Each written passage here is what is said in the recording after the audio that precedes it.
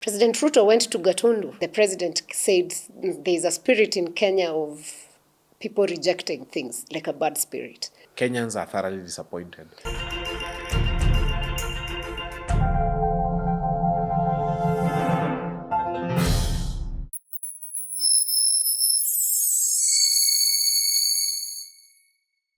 Hi, and welcome to Alpha House. Another great day to have Fanya Mambo with us, and it's a very hot week politically in Kenya, if you know why. But before we get to how hot the political space is in Kenya, I have something that really breaks my heart today.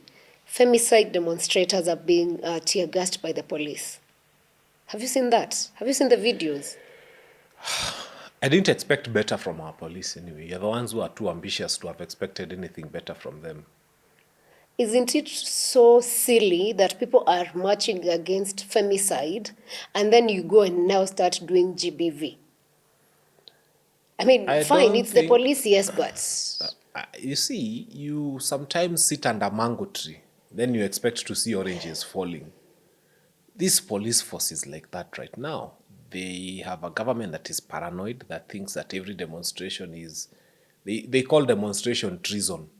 And every time they see a demonstration, they think that those people probably have been sent by Rigiji to cause treason. So they just beat them up and tear gas them and send them out of town. I think the only thing they forget is that when we talk about femicide, we are talking about your daughter, talking about your mother, talking about your sister. When you start looking at women that way, as opposed to looking at women from the lens of that ex of yours who you disagreed with, and so therefore you hate all women because you had an ex you didn't agree with. I start looking at women from the lenses of, this could be your mother, this could be your sister, this could be your daughter, this could be your niece, could be someone who when you see you feel very happy. Like a daughter, anybody who has been blessed with a daughter, know, especially as a father, the joy it brings you to see a girl who calls you daddy. And when you look at it from those lenses, then you have no time to tear gas and throw them in Land Cruisers and beat them up. I mean, the only weapon they were carrying were placards saying, stop the killing of women. So let us change the lenses with which we look at women and start looking at them. And anytime I hear people speak about women's rights, I think about my beautiful daughter who is very close to my heart. And then now it changes how I want to approach the whole topic of women's rights.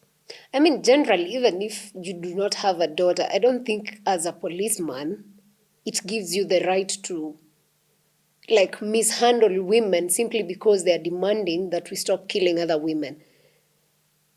Like, what's the logic? Like, why would a policeman mishandle a woman who just has a placard? What's the training they're getting? Like, what value does it give them anyway? It's got nothing to do with training. It's got everything to do with the instructions they have from the people above them, who think that anybody who comes on the streets about anything is treasonous and trying to overthrow the government and trying to become the head of state. And I think that kind of thinking is what people need to delete from their software. They think that these women will end up occupying State House or occupying Parliament because Parliament was occupied. I think we need to run away from that kind of thinking. These women are trying to come on the streets because they've made noise that hasn't been heard. I wish we are seeing men behind bars or whoever it is, even if it's women killing fellow women. We just need to see some people behind bars. We want to see the justice process going on, and that will assure people that we have a safe country to live in. And you know what is disturbing now that you said is the people in power or whoever is in charge. This comes a few weeks, maybe 3 weeks, since the president said that he's formed a committee to sort the gender-based violence and femicide issues in Kenya. So the president even said, he said, I think about 100 million to sort that story. In October, the National Police Service boss said in 3 months, we had lost 97 women to femicide. That's the National Police boss. And now it's his policemen harassing the women who are fighting against this. As the president sits and watches that with his police, how do you think he's going to act? Or how should he handle that scenario? Because it's terrible. First and foremost, we have had a president who's not been wise in making certain decisions. Setting up 100 million to try and fight femicide was not a very wise decision. The reason I say it was not a very wise decision is because when you think about it, the people, in the bulk of the cases, we are yet to hear women who killed fellow women. It has happened from the angle of men. And I've always said we need to invest a lot of resources and training and speaking and reaching out to the boy child, because these are women, some of them are women who are getting these injuries and these murders from men who they entrusted with their own life, love life. And this was supposed to have been a husband or a lover or somebody they used to call sweetheart. So when we don't address the problem from the root cause, we have men who are broken. We have men who are complete wrecks. And sometimes they come into a marriage and women think, oh, this guy is good, only for them to find that he's so hollow on the inside, he has a lot of wounds and so on and so forth. So as we fight against femicide, let us also invest in trying to help the boy child to stop becoming what he is, because some of them are just totally broken down human beings walking in suits and ties. I want to hear what the president will say, seeing police harass women who really are not causing When harm. he sees them on the streets, he doesn't see women anymore. I told you he sees treasonous people who are trying to overthrow his government anytime people come on the streets. So for him, power is most important. He will think at it from the angle of power. But bottom line is, women have a right to live a decent life like everybody else. They have a right to be free from torture and inhuman treatment and murder. And it is good as much as possible for investigative organs to come out blazing and arrest the perpetrators, bring them before the courts, and initiate the process of justice, and see to it that whoever commits these atrocities is brought behind bars. I think that's the least that could happen. You are a lawyer, and I would want to understand from where you sit. Is it illegal for Kenyans to demonstrate for anything then? No, Article 37 gives us the right to picket, to demonstrate, as long as you're peaceful. And it gives the qualification. You're peaceful, you are unarmed, and you are not causing a disturbance of the peace to the other people. I don't want to come and demonstrate inside somebody's shop. So if these people were on the streets, they were peaceful, they were unarmed, they were only carrying placards and probably a bottle of drinking water, then the law protects them. They are there and the law protects them and allows them to be on the streets and to do what they are doing. So to our Kenya police, it doesn't add value to you to harass a woman who has a placard or a phone or is just walking around with a bottle of water, fighting for a better Kenya. Essentially, you could lose your own daughter, you could lose your own parent. It doesn't even have to be any of your relative. The death of any woman or even a man for that matter is one too many. And I hope the president will come out and call out his people to change, because this should not be accepted in 2024. It's too much. We've lost so many women to have more women harassed for fighting for the rights of other women. Yeah, that's it's so primitive and unacceptable and inhumane anyway. And I hope this should be the last time we are addressing this issue. Otherwise, I think we are going towards a place where we will not like as a country overall. Now, to a story that has made headlines since yesterday and is still a subject of discussion. President Ruto went to Gatundu. Not to State House Road where we expected he would go, because we know former President Uhuru Kenyatta has a home right next to State House. But he went to his village home. Interesting. Why? First, this village home is the one that the presidential advisor and former minister, Moses Kuria, had promised to irrigate using his own urea. I don't know whether he managed to irrigate the place. And they had said all sorts of atrocious things against that home and house. And this is the home where they actually withdrew security from a 90-year-old mother who has enjoyed her security for very many years. By the way, since independence, Mama Ngina lived a very quiet private life. And even when the husband died in 1978, President Moi, with all his atrocious ways of doing things, never at any point in time took away the security of Mama Ngina. President Kibaki comes, he does 10 years without touching Mama Ngina or even her security and everything. Then, of course, President Uhuru comes, he does not disturb his own mother. But then there comes this administration, and 1 year in, they are promising to irrigate the gate with some unimaginable things. They are promising, they are taking sheep from another place, and so on and so forth. And now, they still have the audacity and the courage to go to that home and to look for the former head of state and have a conversation. I think the first thing should have been an apology on national TV for the things that he said and the things that were said by his people, and for the things that happened to her property, because the invasion of Northlands was an invasion against her property. It was an invasion of her goats. There was threat to life. There was a lot of bad things that happened. And then the police somehow did not have the pin location to that place for 24 hours. Young men did whatever they wanted to do with a lot of police protection. That was horrible. Within a short time, not even 1 year, you go to the same old lady's home. Where do these people live? I mean, where are their morals? Where is even the guts to just come and say, first and foremost, I am sorry, I made a mistake? Maybe he apologized in Where? private. Why commit crimes in public and then apologize in private? Apologize publicly. Today, if you publish something on the newspaper, you're usually told to apologize in something of equal measure. So they should have done an apology of equal measure in public. Do you think going there was an apology? Because I'm really wondering why he left State House Road, where President Uhuru lives, and went all the way to Gatundu. That's like maybe Because that's where 15 kilometers or 30. That's where Uhuru was at that point in time. Uhuru Kenyatta was in Gatundu, and I believe the head of state was looking for him. Why was President Ruto looking for retired President Uhuru Kenyatta? Why was he looking for him? Why would you look for Uhuru Kenyatta? You go to Embu, having created a new deputy president. And Embu is very near Tharaka, for those who don't know. And the people of Embu are not interested in your new deputy. They tell you that's your deputy. And then they cheer on the deputy that you chased away. And then because of shame, you can't reach out to the deputy you chased away. But who gets the most heroic welcome in Embu is President Uhuru Kenyatta. And so William Ruto discovers that the mountain is behind this man. Because even when he was away, people were doing birthdays for him without consulting him. I have not seen people do a birthday for Ruto. I don't even know when his birthday is. Even in his own village in Eldoret, people don't do a birthday for him. But for Uhuru, he's not there. And people in markets, you hear there's a birthday in Karatina, there's a birthday.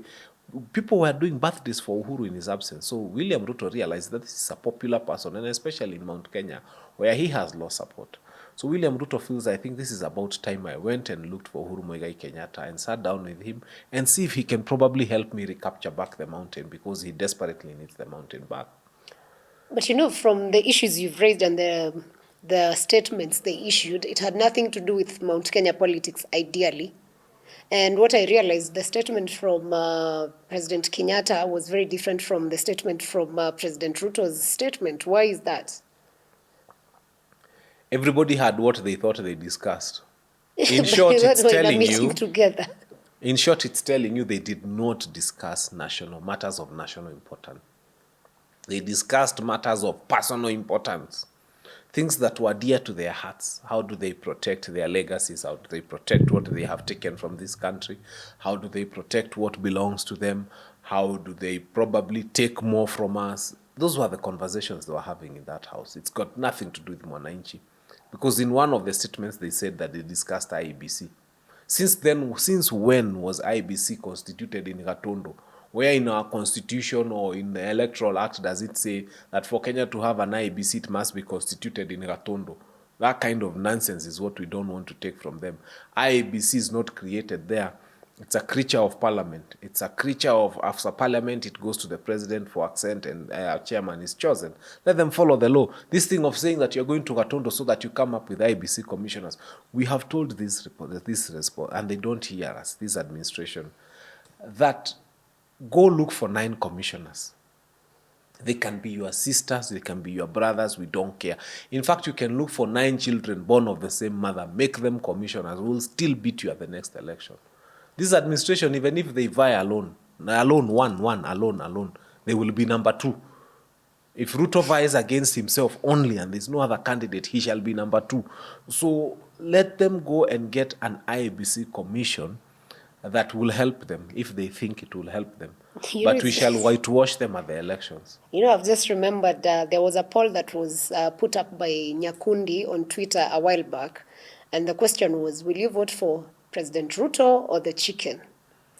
And I think it was 70-80% said they'll vote for the chicken. Yeah. People are saying start preparing yourself for Mheshimiwa chicken. That's very sad to It's see. not sad, it's just real. It's just real. So what happened in Gatundu, if many people do not know, and I pray that Uhuru Kenyatta does not board this ship. But if he accepted to board yesterday, let me prepare you. The first thing that will happen, there will be a cabinet reshuffle. And his close men will be put into government. But before he proposes his people, I mean, you're saying he's respected in Mount Kenya, perhaps. It's debatable. But the question is, in 2022, in the elections that put President Ruto to power, President Kenyatta was very key in pushing Raila Odinga, and he still lost in the mountain. What makes you think that President Kenyatta can now convince the mountain to follow someone they have been saying for I don't know how many, the last few months, that they are done and dusted with him? Number one, the mountain will not follow President Kenyatta on this particular issue. But I think he's telling them, and I think this message needs to be very clear to every Kikuyu and Meru and Embu from Mount Kenya, that I told you let's go the Raila way. You said I was wrong. You went the Ruto way. Now I have come to where you guys said was right. And you have a problem with me coming to where you said was right. But people have already discovered it was not right. That's why they're outing. But you're So the why ones would who he made go him back? president. Why do you have a problem with the guy who you told you want Ruto joining Ruto? Because only a fool doesn't change his mind. Well, you are yet to tell him you've changed your mind. When UDA elections were held, so many Kikuyus took over UDA positions all over, including in Nairobi. They are still in UDA. None of them has did. I have not seen people. And, the accurate measure of someone who is not with UDA is first go to *509#, then go to check your political party, and then you exit that political party. That should be the first step.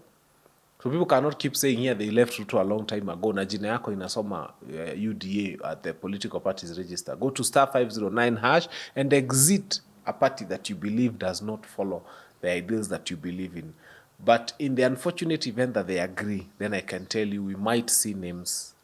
And I'm saying might because I don't know whether some of them will accept, but the name of Munya has been mentioned many times. The name of Former CS Health. Former CS Health has been mentioned, Mutahi Kagwe, the name of Nderito Mureithi, former government for Laikipia. The people who were close to President Uhuru Kenyatta have been mentioned so many times as people who might find their way back to government.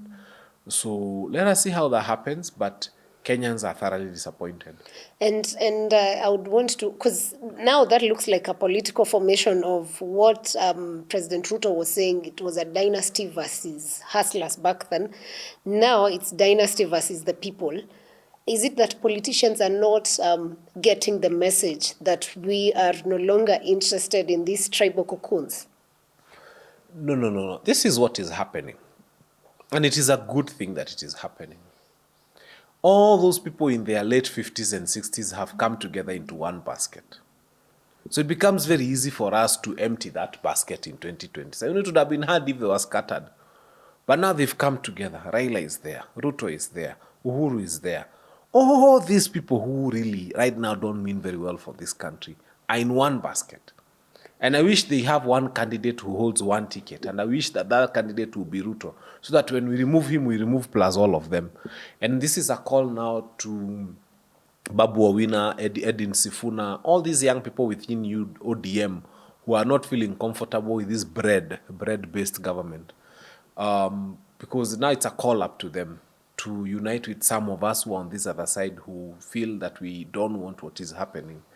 And when we all join hands, what we are going to do now is say that it's a fight of two generations. And, but what I don't get is, why is it so hard for the older generation to actually understand the time for saying Luya, Luo, Kikuyu, Kalenjin, whatever is like it's done. Because that's the only thing they've known. It's the only thing they've practiced. It's the only thing they've prepared for. Even when they were looking for resources for 2027, they had those kind of resources. When they were mobilizing support, the Gigi was trying to get the mountain. Somebody else was trying to get Western. Somebody else was, then you can use that as a bargaining tool. But then now you find people who are telling you, we are not going to vote as fools just because we all come from Western or we all come from Central or we all come from Nyanza. We're not going to vote that way. We're going to vote differently. And now it's confusing for them. And that's why you saw Joho ranting. That's why you saw him making noise about young people who he thought that are wasting time on social media. Why would the CS want to attack people because they are speaking their minds on the social space? Like how? So are we going to curtail the freedom of speech then, even on the social spaces? Because social media is a reflection of what is on the ground. Number one, CS Joho should not be lecturing us because he doesn't hold a vote from any of us. There were days when he was Mombasa governor, then he would say he has a legitimacy.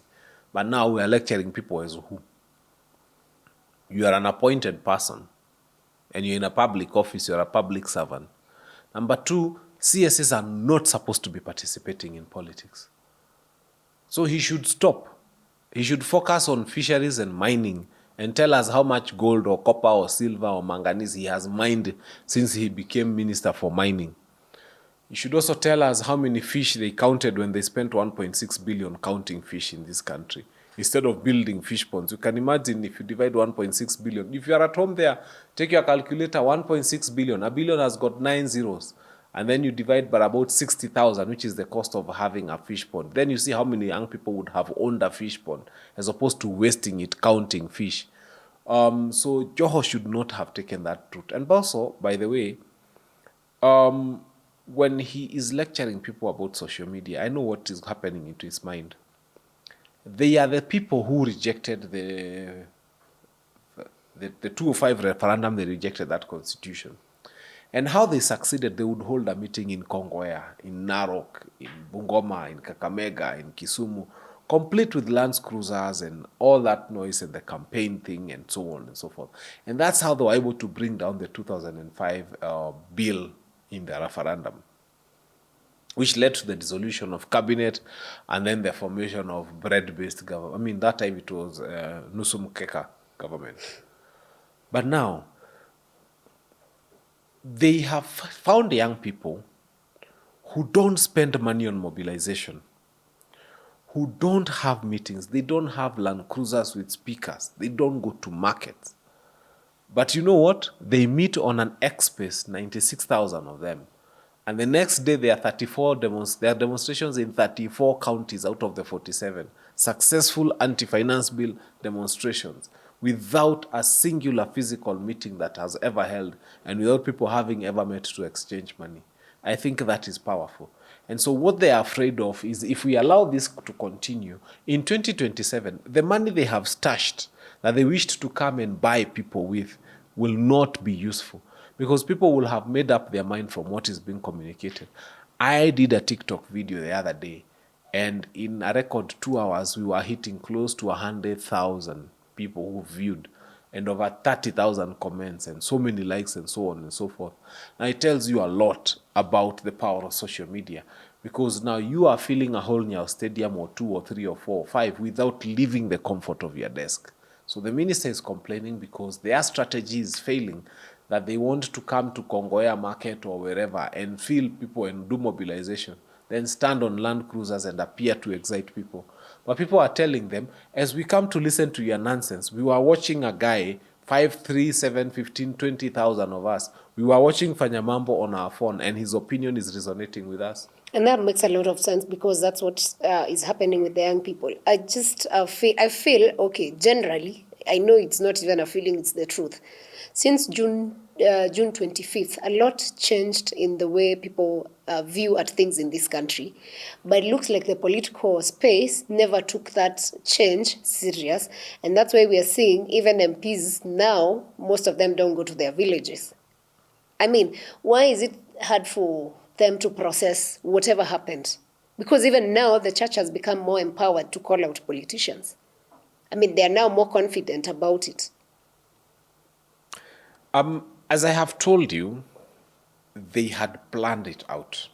They knew you steal X amount of money, then you stay in government, then you wait for 2027, then you start releasing it to young people, to women groups, and so on and so forth.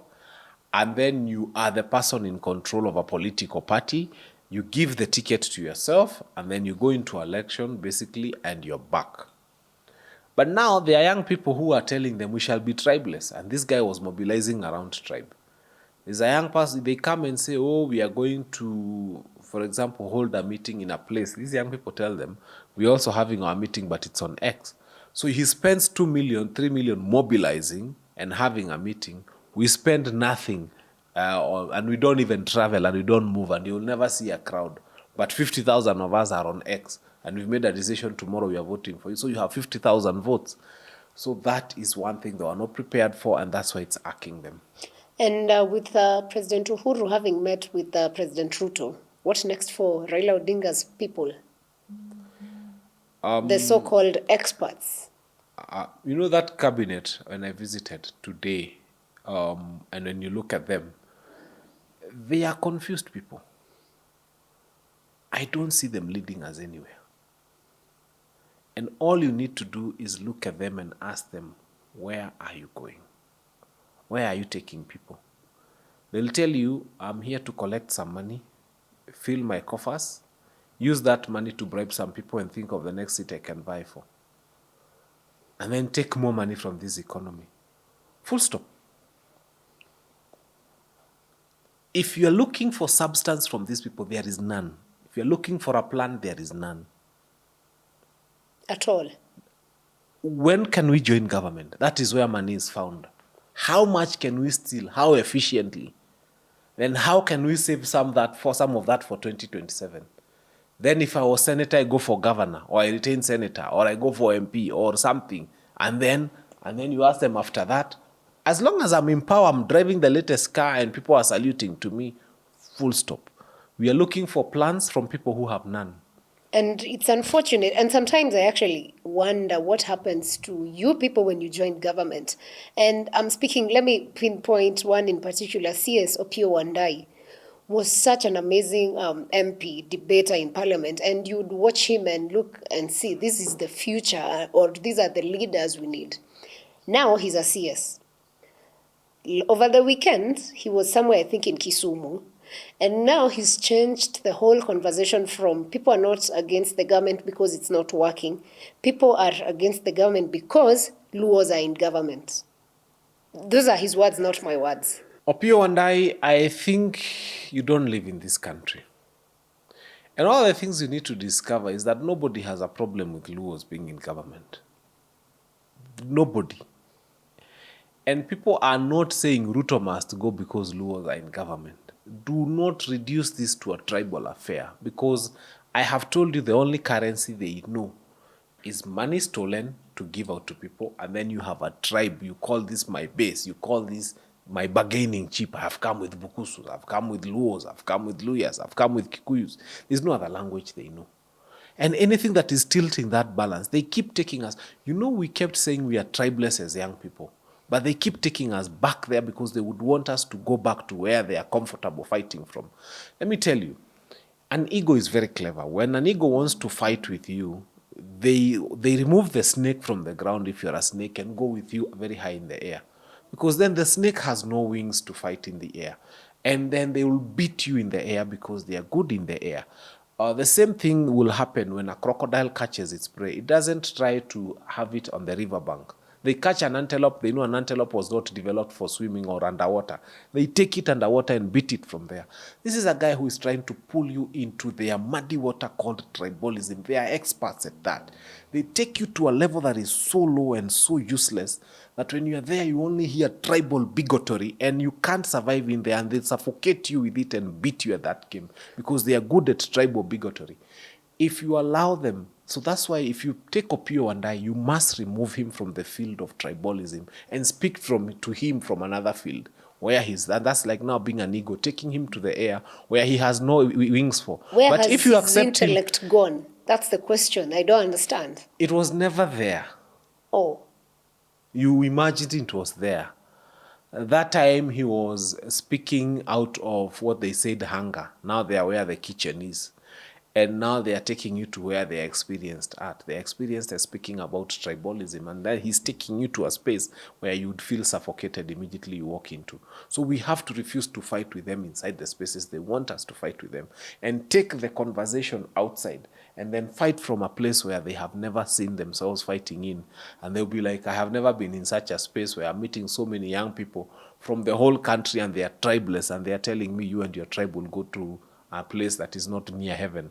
You know, Kipchumba Murkomen was... I was coming to that. Yes, because, he was in and again, Eldoret. why is it the CSAs that are pushing the tribal card? And he went to something called Kurum Festival. I don't know, it's Yes. Kurum, Karum, Korom Kirum, or or something. Korom, whatever it is.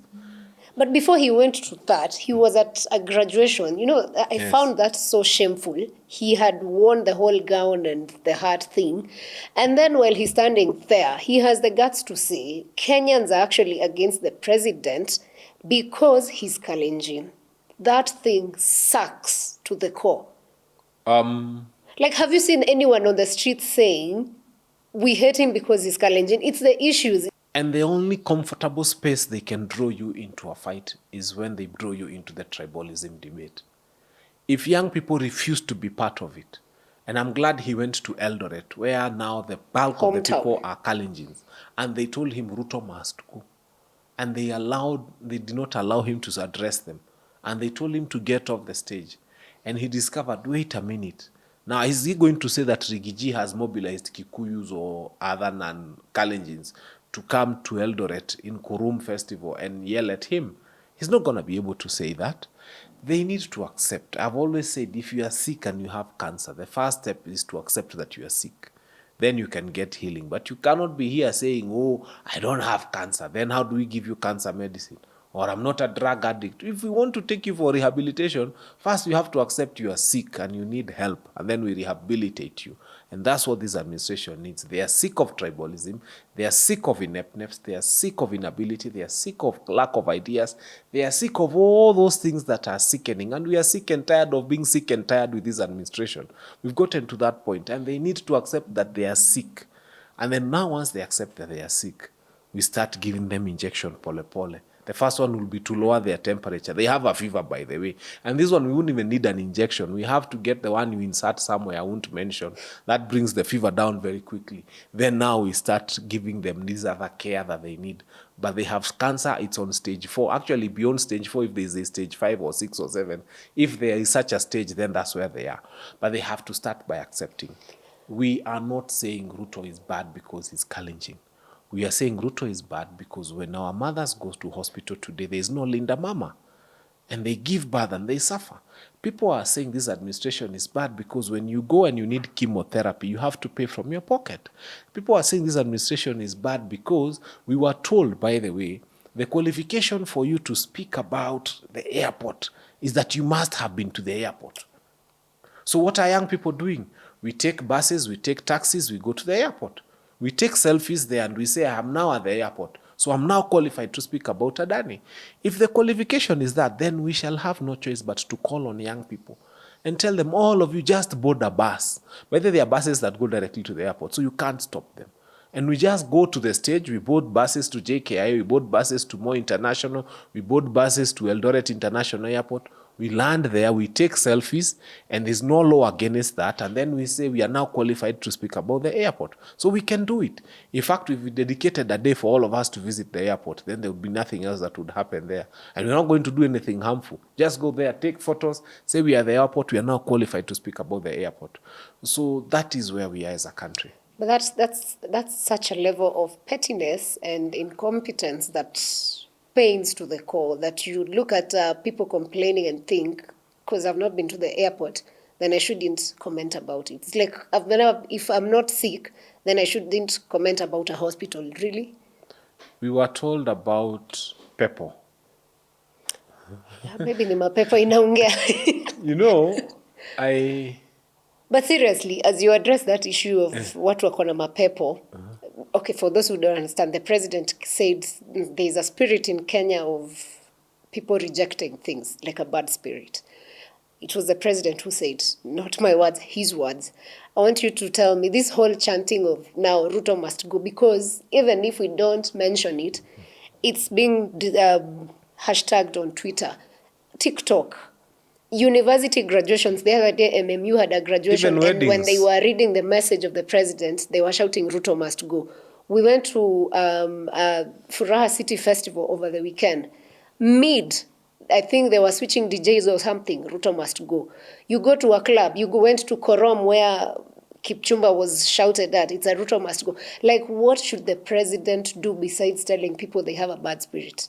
Because I don't think you can First, I'll tell you ignore this. it anymore. In June of this year, there were young people who went into demonstrations. And when they went into demonstrations, very many of them died. Others, we don't know where they are to date. Yes.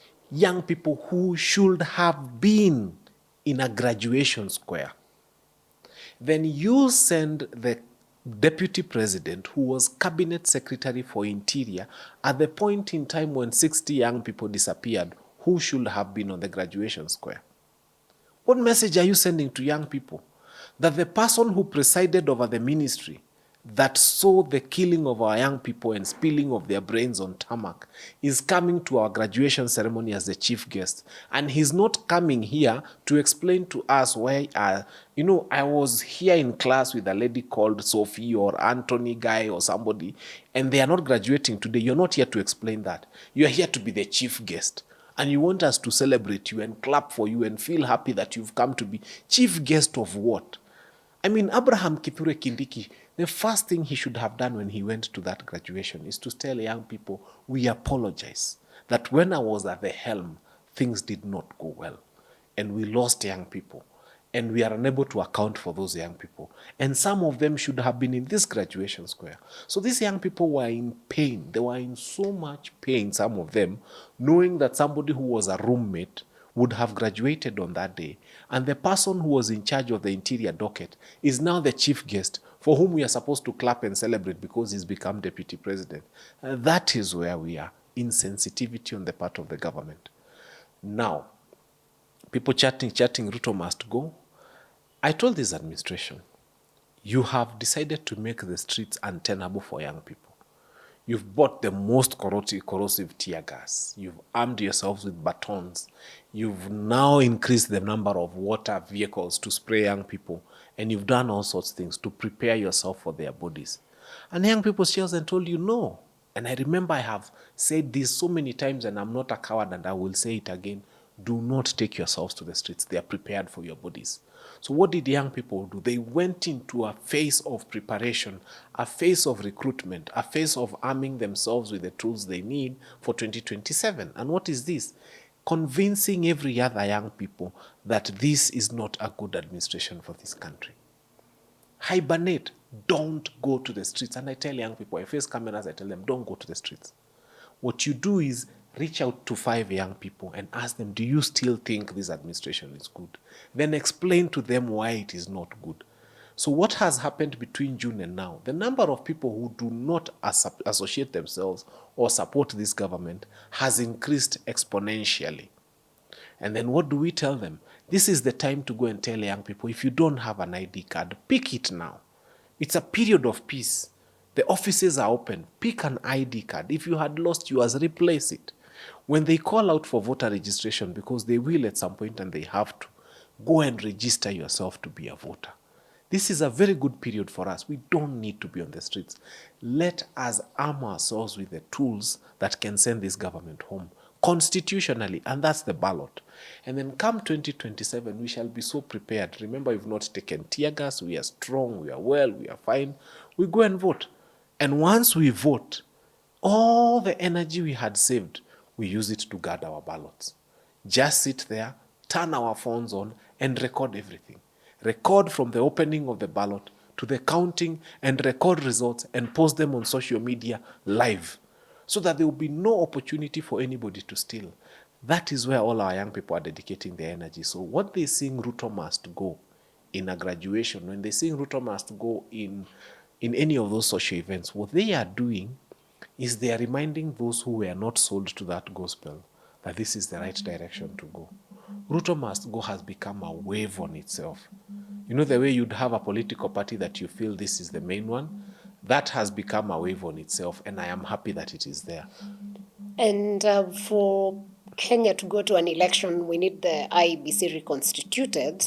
And as of now, we're still not reconstituted. And we're at a point where we had a judiciary event, and one of the Supreme Court judges, Isaac Lenaola, actually raised the issue, saying we do not want a situation like 2022. When the two presidents met yesterday, present and former, they said they talked about IEBC reconstitution. And then there's a story of having a case in court. I saw Kalonzo Musyoka saying it's the case that is holding this reconstitution. You know, we are not even fighting about IEBC. We are fighting about the selection panel that will choose IEBC. Now, if you're a good football team player, sometimes all you say is put the cameras on, bring your team. You can even make the coach of the opponent team the referee, will still beat you. We are looking for politicians because the reason we have is we have very cowardly politicians who think that by having a person of their own in the IEBC, that's how they are going to win this election. Let me tell you, if you're good, you're good. You need to be so bloody good. I remind people of Obama when he was fighting against McCain. His chances were so good. His campaign was so strong. It was so people-driven that it did not matter. Even if McCain's uncle or brother or even wife was the head of their IEBC equivalent in the US, Obama would still have won. This is where we need to get to. And I am challenging this administration. Go look for 9 people from your village. 9 people from where you think your own cousins, your own aunties, your own sisters, make them IEBC, but give us an IEBC. In fact, in 2025, we already have constituencies around us that have already collected signatures, and they are ready to send their members of parliament home. Oh, for crying out loud.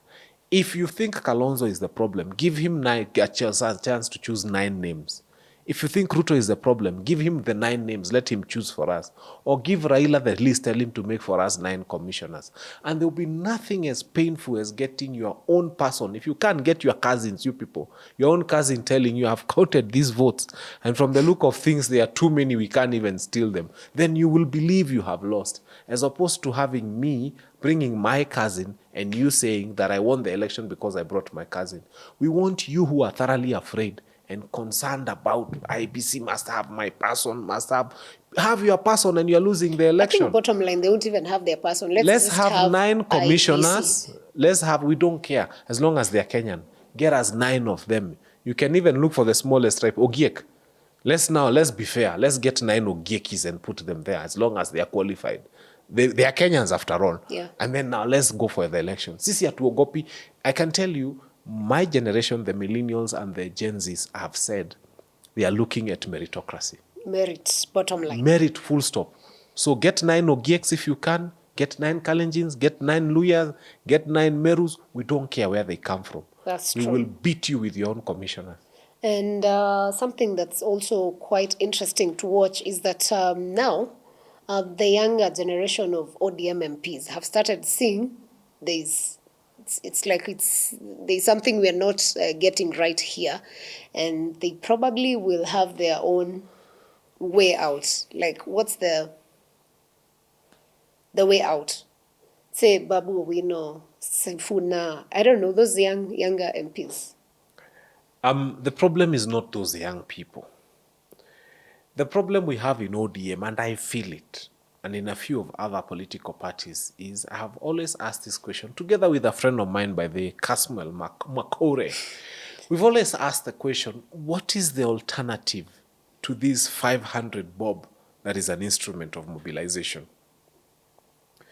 By this I mean, if Sifuna, for example, wanted to say no, the senior people in ODM have got the chest to collect 200, 300, 400 young people and give them 500 shillings each or 1,000 at most to to Sifuna what was done to Rigathi in Limuru. Make them throw things out, men in black, do all sorts of evil. And until we get to the point where we can tell our young people, don't accept that money. But what is the alternative to that money? They'll tell you, I've not had a meal yesterday. And today someone has given me 1,000 bob and given me an assignment for 5 minutes to go and destroy a matanga. I don't care if it's a burial. They can even throw away the coffin because they gotten 1,000 bob, which they have not seen in a very long time. So Sifuna and Babu Owino are willing. When I look at them and when I listen to them, and once in a while I speak to Sifuna, you can see they wish they were not where they are right now. They wish they had the power to run their own party and to have a meritocratic society where things are done the correct way. But unfortunately, neither the powers that be have got the power of the 500 bob and the 1,000 bob. That is such an effective mobilization tool. And if used against you, they can do to you what they did to Morara Kebaso at Bomas of Kenya. Are they genuine leaders? There is no meter for measuring genuineness, genuinometer, if I was to use that word. I have not come across a genuinometer, but sometimes we want to give a chance to people we've not given a chance to. If Obama hadn't been given the chance, he wouldn't have become the US president he became. So let us not judge people so harshly before we give them a chance. Let us at least give them a chance and let us see what they can do with it. Give them a chance and hope they deliver to us what we hope as a good Kenya. I don't know if you've seen there's an issue about grade 9 crisis in the education sector. Yes. Because the schools do not have enough classes. And I think funding is also becoming an issue, and there's a gap, and people are now saying, should these kids join high school? Should the teachers in primary school try and fast track how to sort that mess? We don't have a grade 9 crisis. We have a brain crisis in this country. Just decide and say that a grade 9 child is supposed to be in how many years old? I think 14, 15. Just say that all 15-year-olds are supposed to be in this particular space. 13, 14, 15-year-olds. This is the kind of, are they supposed to be in a high school, in a primary school, wherever, and have them there? There was no need, and I have always said, there was no need at independence to remove the education system that was left here. By the Kenyatta, the former, messed us up on that one.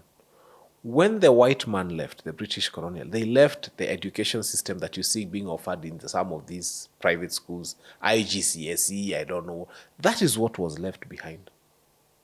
In our wisdom or lack thereof, and I call it lack thereof, we started our own system just to show that we are independent.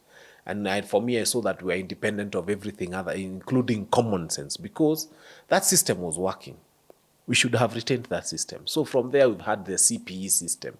Then there was another one, horrible, that we all went through called 844, where we carried too many books, did art and craft, made a mwiko, made our dende, made all sorts of, even tulishona nguo. It doesn't make sense. And then thereafter, we find ourselves that after we've done with that system, then they bring us now CBC. And CBC is a mess because they are grading systems and all. So I feel that this was a big mistake on the part of government, changing the education system so many times. And now, can you imagine all those professors in education? When they started CBC, when they did, had not foreseen that a day will come when we shall not have grade 9 and a place to take our children. And a day is coming, look at the irony, where next year in January, all Form 1 classes will be vacant. So on the one hand, you have Form 1 classes all vacant. And then on the other hand, you have grade 9 children whom you don't know where to take to. And then you dare say you have a minister in charge of education. It's common sense. It's lacking. He'll say it was. Anyway, I think something you've mentioned that I feel a bit different is the issue of arts. I have so much respect for arts. Even if you went through it and you didn't like it, I think it's a space that's very important to develop. The only reservation I have with it is I made a mwiko, and today's mwikos come from China. So you're the one who's failing us because you're not utilizing the skills. No. The thing is, I was forced to make a mwiko. Okay. In fact, I remember using a tree called a mokogogo tree, which is very funny. But, and even we made our dende, I can't even play an instrument. At least there is this now separation of things, that you are able to do those things that you're good at. Then we did everything. This country will not develop that way when you keep changing the education system. We just need to ask ourselves, what is the world looking for? Like when you guys are busy changing the education system, Rwanda picked up something that we should have picked up when Uhuru became president. They picked up the tablet and having the child using the tablet. Do you know we made promises? In their study. In fact, if you remember. Today, we are in an era of artificial intelligence, and it's making a huge difference in the way things are being done. You have a child going to school today in Form 1, and they are studying about a primitive gadget called a vernier calipers that nobody else uses today. So even as we speak about grade 9 and 844 and all, just also think about the content therein. Who uses a Bunsen burner? Where? But apart from the laboratory, you use something called a Bunsen burner and a pipette. Those are things that we should have gotten rid of right now. We should be telling our people, how are you going to deal with artificial intelligence? I was at some university the other day. The last 2 years, they've been fighting artificial intelligence. They've even been telling students, if you come up with your project, it's done by artificial intelligence, we will send you out of school, blah, blah, blah, we'll punish you.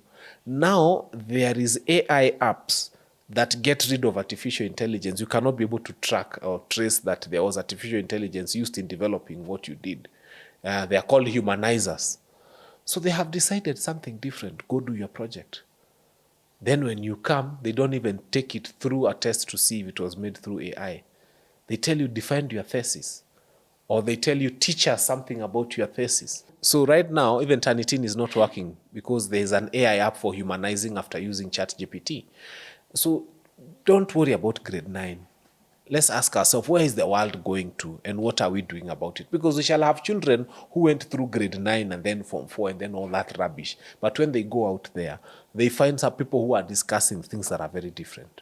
Bottom line, we need to fix our education system. Even the sector, actually, yeah, across. Yes. Yeah, and as we come to a conclusion, something very interesting happened yesterday. Former Goldenberg suspect, because I think he ended up as a suspect. I don't know how that case ever ended in Kenya. But Pastor or Brother Paul Kamlesh Patni was sanctioned by the UK and the US of issue of gold scam that was happening in Zimbabwe and across other nations. What's your... I am happy. I am happy because in this country, there were brothers who were called Akasha brothers, who by all standards of our judiciary and court systems were found innocent of all the things that were alleged against them. The US found them guilty, and now they are serving their jail terms. Kamlesh Patni, Goldenberg was the biggest financial scandal that ever happened in this country those years, and it cost this country almost everything. It almost brought our economy to the knees. Somehow our systems found him innocent. In fact, they were wondering why he was in court. He was so clean and innocent. He even became a Brother Paul and he was running a church. The same United States of America is about to help us. Because for them, justice is served, whether you have money or not. I wouldn't be surprised if he went their cash away. So that is a good pointer to where our justice system is as a country and how it looks like. That we are always finding innocent people we should have found guilty. And we are always forgetting and we are always killing people who are innocent, fighting for what is right. So I wish that process well, and I pray that it goes through to its end and that justice is served. Justice is served. And since you've touched judiciary, CJ Martha Koome has said she's ready to meet with, I think, Nelson Harvey and senior council members, especially Ahmed Nasir, who's been saying it's no longer jurisprudence, it's a jurispesa judiciary where all that matters is judges exchanging money. As a lawyer, how does that make you feel? First and foremost, I don't think we needed to get to a situation where the Chief Justice has to meet a few people. Because I don't think it's a few, actually. It's me who needs to when confirm, you but the meet list those had... advocates and that class of people, just to discuss with them on how justice they feel should be dispensed. Tomorrow, auctioneers will have an issue, and all auctioneers will come together and come to see the Chief Justice to tell the Chief Justice how they think the No, justice but her process should issue go. was not on the of justice, it's on corruption in the judiciary. That's what I'm coming to. Okay. Then the next time, architects will have a problem and the Chief Justice will have to meet architects. And let me tell you, we perceive corruption from where we sit. So justice is good for us if we are auctioneers, if it allows us to take people's property very quickly and sell very quickly. And anytime that justice does not allow us to do that, then it's not right. For advocates, they have their own definition of justice. I think the judiciary needed to do its thing so well that Kenyans will sit from where they are and say, these people have cleaned their houses and they're doing their work well. From where we sit right now, it's a guesswork. Yeah. Really unfortunate. Yes. Anyway, it's been a very interesting conversation we've had, and a lot of, I think it's been a lot of, like, there's a lot of things happening in Kenya in such a short period of time Yes, that exactly. sometimes it's very hard to catch up or even remember what happened yesterday, because again, today we will have so much. Yes. Anyway, as we conclude, what would be your message to people watching you on any of the things that we have talked about? I think for now is an issue of eternal vigilance. Just keep this government in check. Just keep reminding yourself. I told people, why many people fail in this life is because they follow a certain politician. Let me tell you, there are people who followed William Ruto for a long time and believed in him and believed that Raila was a demon. And they went insulting him and saying all sorts of horrible things against Raila. Then they woke up one morning and found Raila inside Ruto's government. And they had insulted Raila so much, so they didn't know where to go. Others had followed Ruto and Rigiji together. And you saw how messy their divorce was. And then they were torn between Rigiji and Ruto. Actually, some went with Rigiji, some went with William Ruto. Others went ahead and followed Uhuru Kenyatta, almost to a fault. And he was in Embu, they were celebrating him. Then they see him now shaking hands with the man that they are saying must go, and they become confused. I think I have told people, set your mind on a principle. I set my mind on the principle that William Ruto is not a good president for Kenya. That's where I sent my mind on. So when Raila Amolo Odinga, who I followed in Azimio then, joined William Ruto, I stopped following them. Because then he has gone to where I have drawn the line. And then I was also a good keen follower of Uhuru Kenyatta. I believed in his leadership. After yesterday. And then after yesterday, so you see, I have to choose. Do I still go into that government because he's going in? And my conscience is clear. Uhuru Muigai, you've been good, but I will not follow you there. Because that's where we are coming out from. So I'm going to tell every other Kenyan right now, follow a principle, not an individual. And let your principle be what guides you. Because if my principle was not followed, I would have joined this administration the day Azimio joined. I would probably be somewhere within this administration because I would have said I came with Azimio, and in Azimio we have decided to work with government. When the only remaining strand for me was, I was saying maybe there's a good leader out there in Uhuru Muigai Kenyatta. Let's stick around and see where he goes. The minute he chooses to go into the same administration, I will not follow him. I'll remain where I was. And so anybody who is thinking like me, let us join hands together. And remember that our goal is one. Our goal is one. So don't follow a politician and insult other politicians because this one has told you that we are fighting against that one. No. Yeah. For me, it's an issue of governance. The nation was not being governed well. It's not being governed well. And a person I follow joining it doesn't sanitize the fact that it's not being governed well. Yeah, that's true. That's a very deep statement. I think it's good for you as a Kenyan, fellow Kenyan for that matter, to know when it's your time to alight. You don't have to go with that matatu all the way. You can alight when need be.